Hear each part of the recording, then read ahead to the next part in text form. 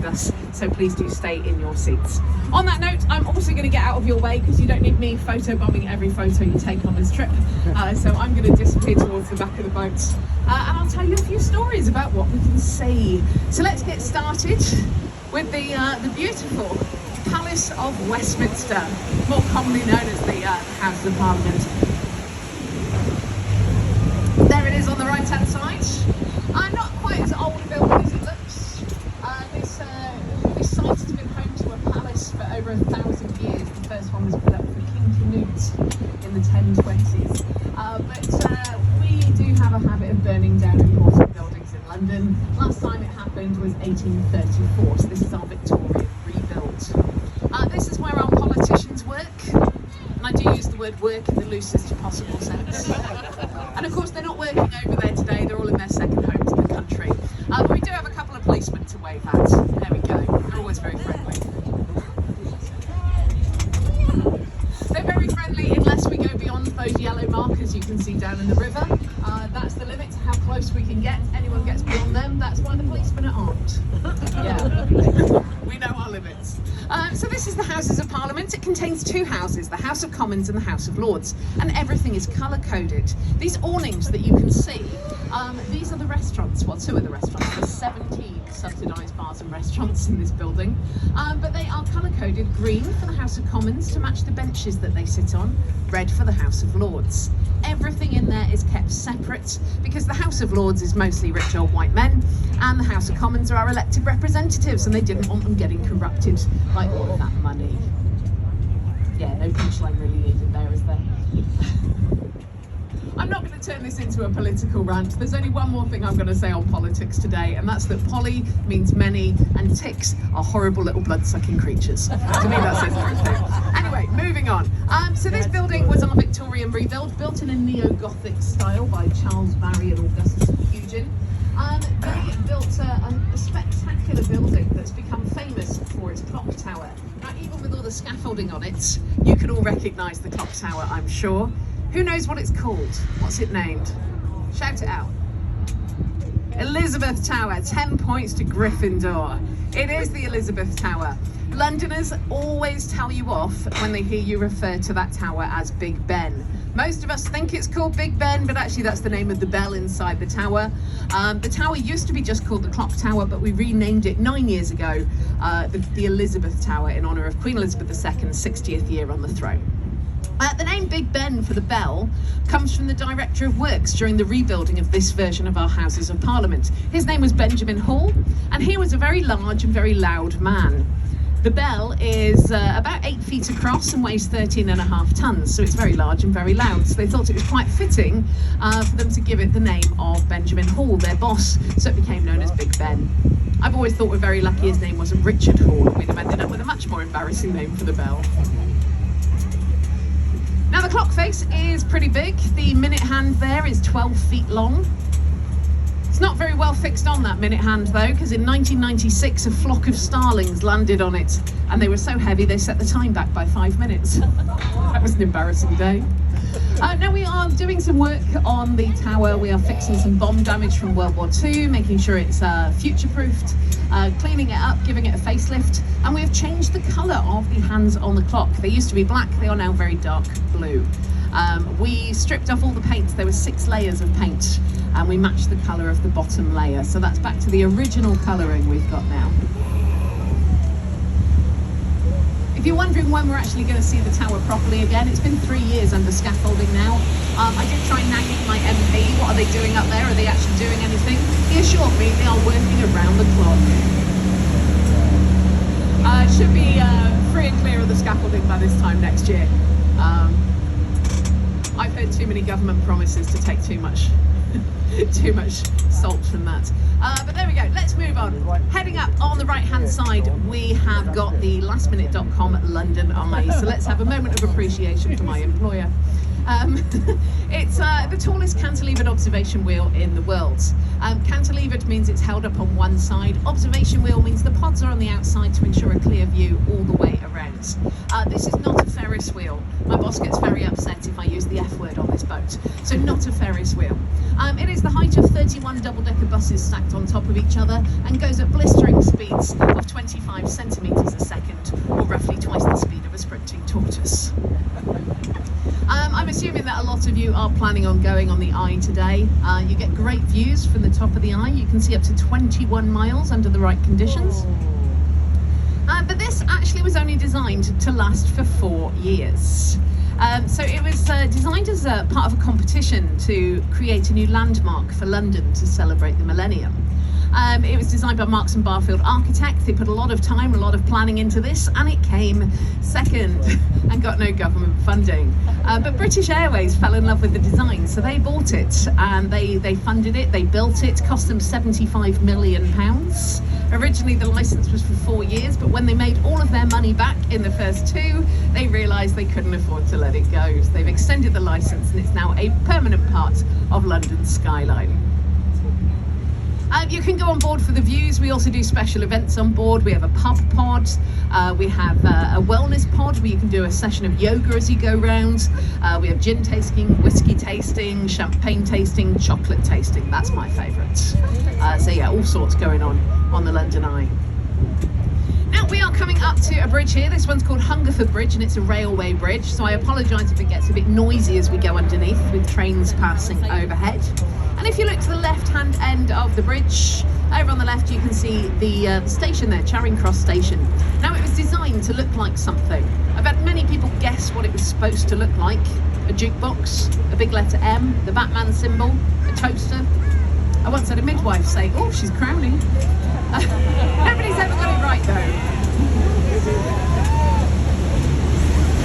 Nobody's ever said to me, hey Rosie, that station looks just like a steam train coming out of a tunnel with smoke billowing all around it. Yeah, I don't see it. If you do, congratulations.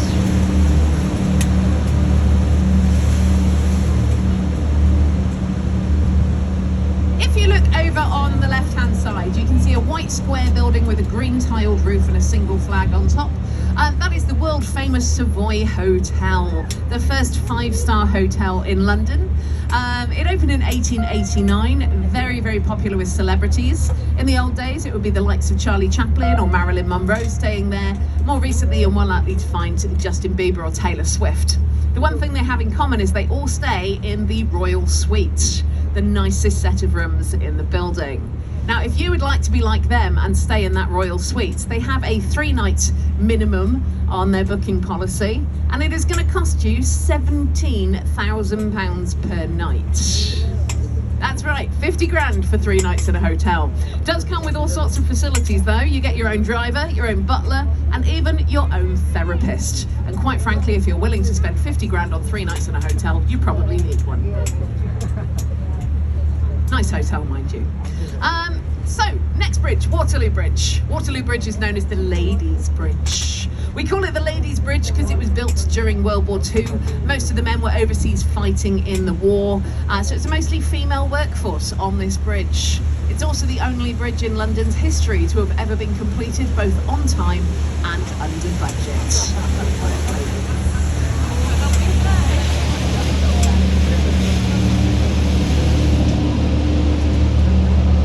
If you look over to the right, you can see a very ugly building with some writing scrolling across the front of it. So what are we looking at exactly?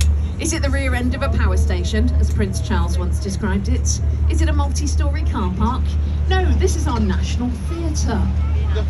Yes, very, very ugly, brutalist building. Quite special on the inside though. There's 3 theatres in there. The largest one is the Olivier Theatre, and they do a lot of plays by new up-and-coming writers and producers. They also want to make sure theatre remains affordable to everyone regardless of budget, so tickets in there start at just £15, and sometimes you can even get the front row for that price. So yeah, bargains to be had. You never know what you're going to see. Could be something that comes and goes in a flash. Could be the next big thing that ends up with a West End or Broadway transfer. Some of their biggest plays include The Curious Incident of the Dog in the Nighttime and Warhorse. They both started in the National. Behind the trees on the right, we've got the ITV London studios. So this has given us many of our cultural greats, including Loose Women this morning and the Jeremy Kyle show. But more seriously, they have given us some really good panel shows as well. They used to record QI in there, Have I Got News For You, Ant and Dec's Saturday Night Takeaway. We actually used to be the backdrop for this morning. So when you watched it, you had them on the sofa chatting away, and behind them there were big windows and you could see the River Thames. So I had to actually do my hair before coming into work back then. But they've stopped using this building for now. They're doing some refurbishments. But the white building with the huge black windows, that was us behind the set for this morning back in the day.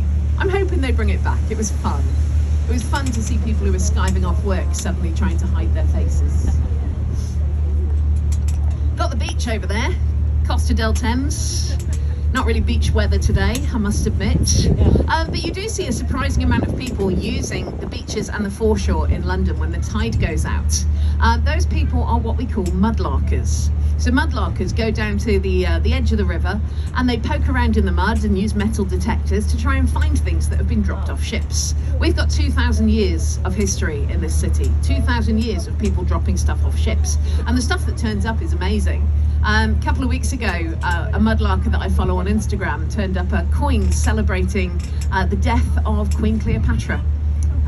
The coin is very rare and it dated back to 20 BC. So yeah, you'd think they'd have found everything by now, but no, they are constantly turning up new stuff. It's quite fascinating.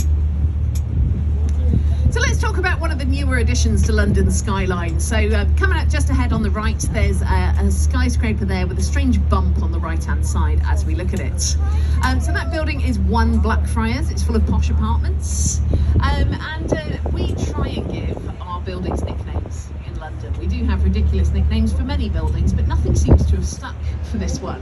First of all, someone tried calling it the Vase, then it was the Baby Bump, the Boomerang, the Cocktail Shaker. The one that seems to be sticking the most, though, is the Kim Kardashian.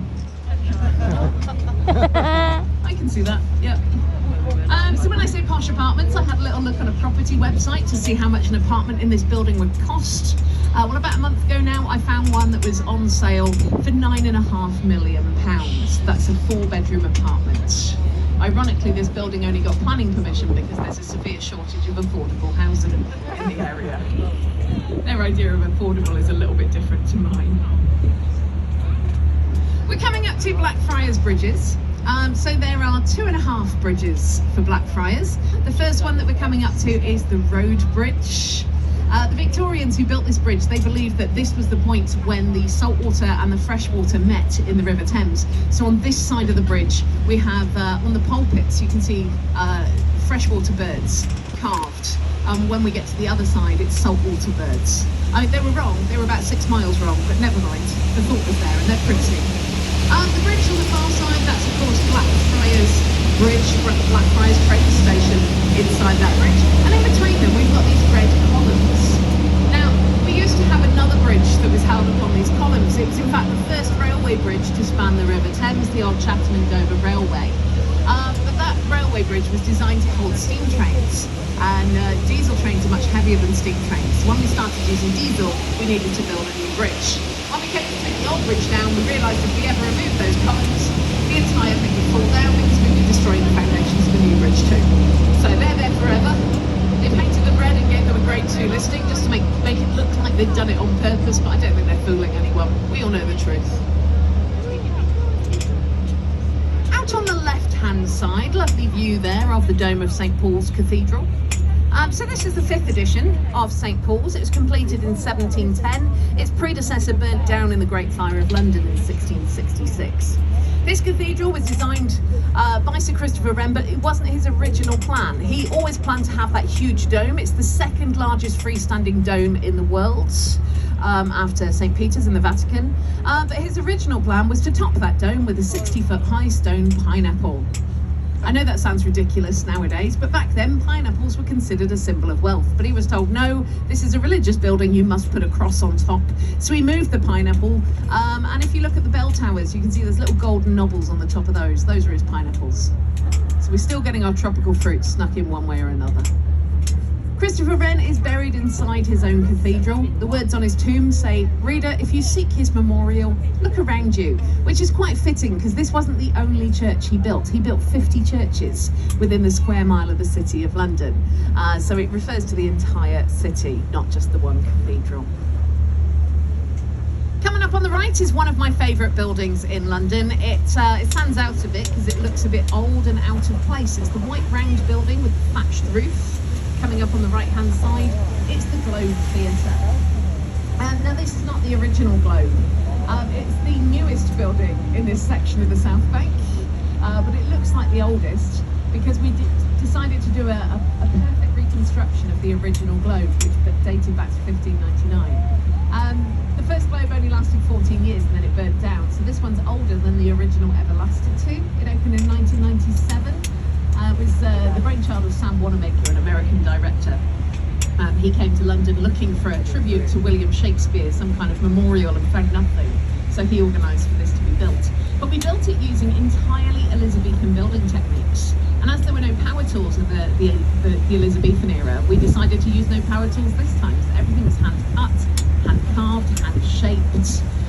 There's not a single metal nail holding that structure together. It's held together with wooden pegs. People always say, oh, it just doesn't look old enough, but it is looking older than the original would have ever looked. But it's not quite in the original position. Coming up on the right-hand side, you can see a black building with the letters FT written on the side of it. That's the old headquarters of the Financial Times. It was just behind that building was the original site. So it's not quite in the original position, but it's close enough.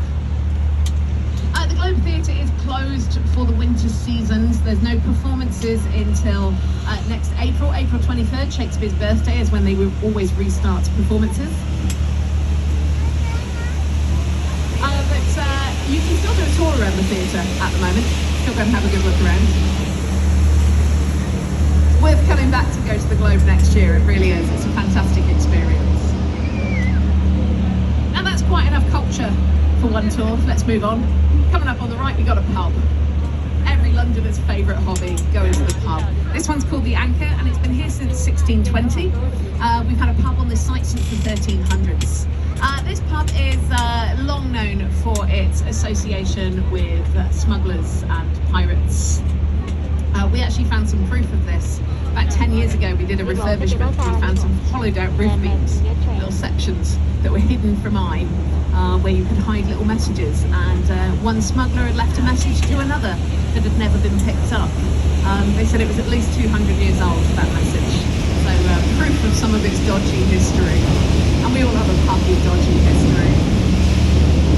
Honestly, I think the biggest pirates in there today are the ones who set the prices behind the bar, but it's still worth going in because it's quite a beautiful atmospheric old pub.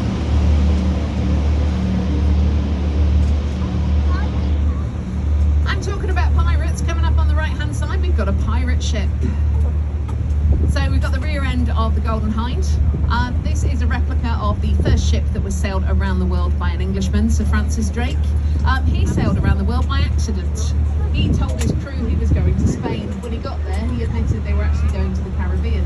Half of them left him and made their own way home. The other half stuck with him. They went out to the Caribbean, started stealing gold from Spanish and Portuguese galleons. Turned out they were very talented pirates. They stole a lot of gold and upset a lot of people.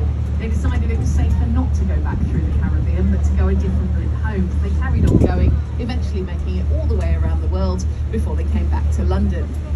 When they got back to London, they should have been arrested for piracy, but instead they gave all of the gold to Queen Elizabeth I. They'd stolen enough gold to wipe out English national debt 3 times over. So instead of having them hung, she gave Francis Drake a knighthood. So instead of calling him a pirate, we call him Sir. Quite frankly, we could do with some more pirates.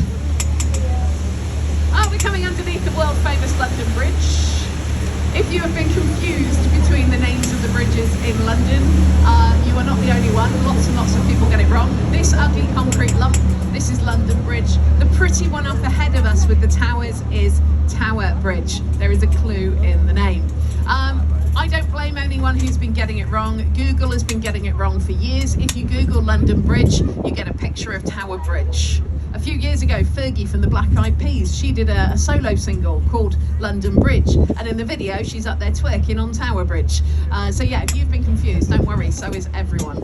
I want to tell you my favourite really stupid question I've ever had from a tourist. I know as a tour guide I'm supposed to tell you that there's no such thing as a stupid question, but we all know that's a lie.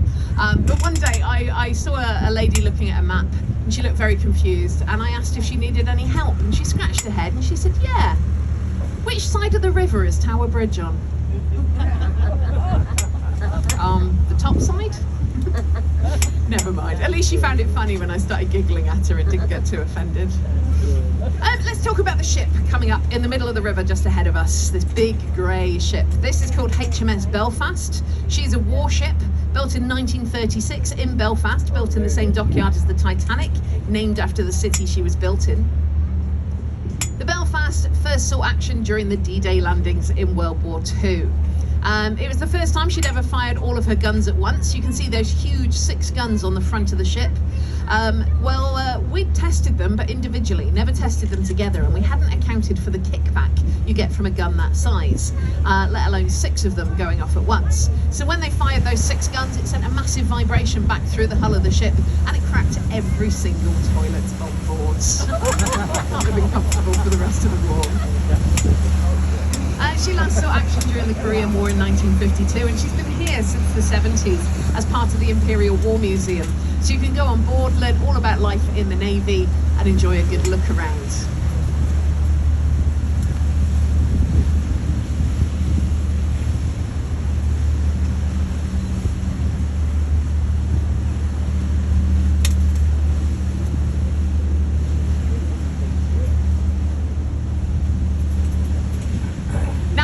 You will all get a wonderful view of Tower Bridge, because we are going to go through it, turn around and come back through it. So please do stay in your seats, but you will all get a great photo opportunity as we go through, I promise you that. Before we go through though, I just quickly want to mention the round glass building there on the right hand side, and that's City Hall. City Hall is home to the Mayor of London, Sadiq Khan. That's where he is based, his office, but they are moving out. Just next year they are going to move down to a building called the Citadel, a bit further out of London, and we have no idea what's going to happen in this one. Watch this space. I do also want to mention you get a great view of the Tower of London there on the left from here, but I'll tell you all about the Tower of London once we turn around and we're heading back through. For now, let me tell you about Tower Bridge. So Tower Bridge is what we call a bascule bridge. Bascule comes from a French word meaning a seesaw, because it lifts up in the central section like a big drawbridge to let big ships pass through underneath. When this was a brand new bridge back in 1894, we would open the bridge roughly 300 times every month. Lots of big ships coming and going, which is why we needed the walkways up at the top. Nowadays we open the bridge more like 300 times a year, so it's much quieter, not so many big ships coming and going. As we go underneath, if you look up to the glass panelling in the walkways, you'll see some people walking across. It's pretty high up there, it's not for the faint-hearted. It's also not for anyone wearing a skirt. Yeah, we've seen some things on this boat. Now, as we go across, do try and get a wave from somebody on this bridge. There we go, that was easy. Hello. Now, Victorian legend says that if somebody waves at you as you pass underneath this bridge on a boat, then everyone on the boat gets 5 years of good luck. This is because it was the last bridge that Victorian sailors would pass underneath while heading out towards the ocean. And if your loved ones cared enough to come and wave you off at the last possible moment, then it was a good sign they'd still be waiting for you when you got back. So there we go, we've all got 5 years of good luck. Go and buy yourselves a lottery ticket. I only ask for 10% if you win. So we've come out into the Port of London, which is where we had all the old warehousing. So many of these apartments are built from old warehouse buildings. In fact, where you see it says Wharf, Butler's Wharf, Spice Wharf. Wharf is an acronym, Warehouse at Riverfront. That's what it means. So all the big ships would come in and unload into these warehouses. In the Victorian era, it was very common for it to be so crowded here, you could walk from one side of the river to the other across the decks of those big wooden ships who were unloading. Once we started using container ships, we didn't need to worry so much about warehousing, and this all got converted into apartments. Again, they're not cheap. For an apartment in one of these buildings, you're looking at anything from 3.5 million for a one-bedroom apartment up to 14 million for the biggest apartments with the best views. So yeah, not cheap. Welcome to London, folks. No wonder we're all obsessed with property prices. And so we're going to be turning round here. So we'll all get a lovely view at the left-hand side of the boat of Tower Bridge as we do. I actually think when we turn here, we get the best view in London because you get to see the old and new of London all together. Tower Bridge, the Tower of London, then all the new skyscrapers behind, which is absolutely fabulous view. So have your cameras ready. It's time to update Instagram.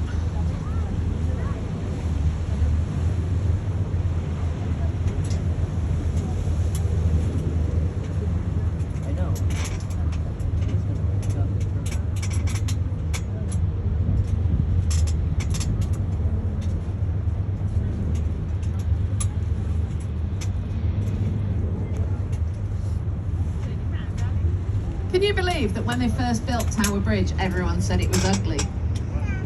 Nowadays, it's considered the most beautiful bridge in the world. It's more Instagrammed than any other bridge in the world. But when it was built, the Victorians were very proud of the new technology that allowed a huge bridge to open a road like this. And they wanted to see the technology. They didn't like the stone cladding, which was designed to match the Tower of London. But they thought this was awful, and they wanted to get rid of the stone cladding. Can't imagine anyone thinking it's ugly today.